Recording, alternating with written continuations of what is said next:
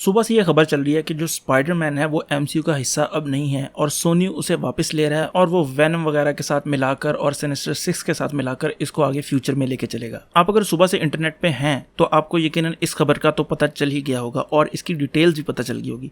अब मैं यहाँ पर आपको ना दूसरी साइड की स्टोरी बताता हूँ जिसको लोग इग्नोर करने की कोशिश कर रहे हैं, और वो ये कि डिज्नी जो है वो बहुत ही ज्यादा एक बड़ी लालची कंपनी है जो चाहती है कि जितना वो पैसा बना सके वो बना ले और फैन बेस जाए भाड़ में। इससे उनको जरा बराबर भी फर्क नहीं पड़ता।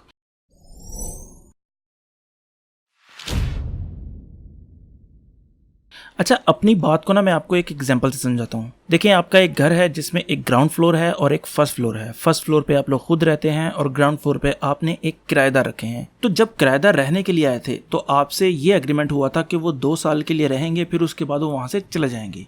खैर, जब किराएदार आए तो ग्राउंड फ्लोर का दरवाज़ा टूटा हुआ था, उसके थोड़े से नलके टूटे हुए थे और खिड़की टूटी हुई थी।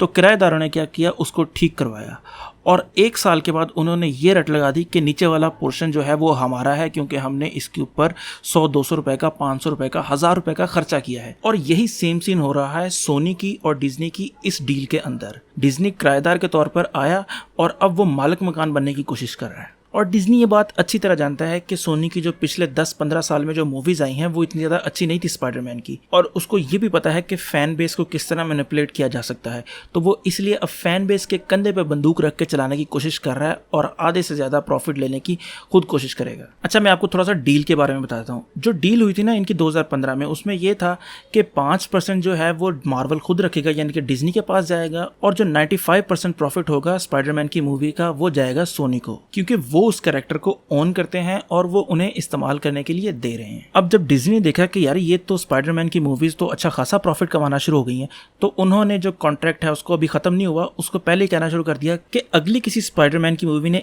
1 बिलियन से कम कमाया तो 70% रेवेन्यू हम रखेंगे, और अगर 1 बिलियन से ज्यादा कमाया तो 50-50 कर लेंगे हम। अच्छा, अब आप लोगों में से यकीन कुछ लोग कहेंगे कि यार डिज्नी वाले इतनी मेहनत तो कर रहे हैं तो उनका प्रॉफिट तो बनता है, 50% तो उनको जाना चाहिए। तो यहाँ पर मैं आपको बताता चलूं, डिज्नी के पास स्पाइडरमैन के मर्चेंडाइज के राइट्स थे, यानी मर्चेंडाइज के जितना भी प्रॉफिट था ना वो सारा वो खुद ही रख रहे थे। और डिज्नी जो मर्चेंडाइज है ना, जो टॉयज वगैरह हैं, उनसे ये अच्छा खासा पैसा कमाते हैं। अगर आप फ्रोजन का जाकर चेक करेंगे ना कि इन्होंने फ्रोजन से अभी तक कितना पैसा कमा लिया है सिर्फ उसके टॉयज वगैरह से और मर्चेंडाइज से, आप हैरान रह जाएंगे। और इनकी कंपनी इतना तो पैसा कमा रही है, यानी कि इनके दोनों हाथ घी में है और सर कढ़ाई में है, और इन्हें क्या चाहिए। अब देखें, जो डिज्नी के साथ हुआ है ना वो वही हुआ है जो लालची कुत्ते के साथ हुआ था, जो उस पुल पर था, जिसने नीचे वाला रोटी का टुकड़ा लेने के लिए मुंह खोला तो उसका अपना भी गिर गया। और वैसे भी ये जो स्पाइडरमैन का कैरेक्टर था जो टॉम हॉलैंड का था, वो बेसिकली एक साइड किक से ज्यादा नहीं था एमसीयू में, यानी कि जो रॉबिन है ना बैटमैन का, ये सेम वही काम कर रहा था, क्योंकि ना इसके अपने विलन थे,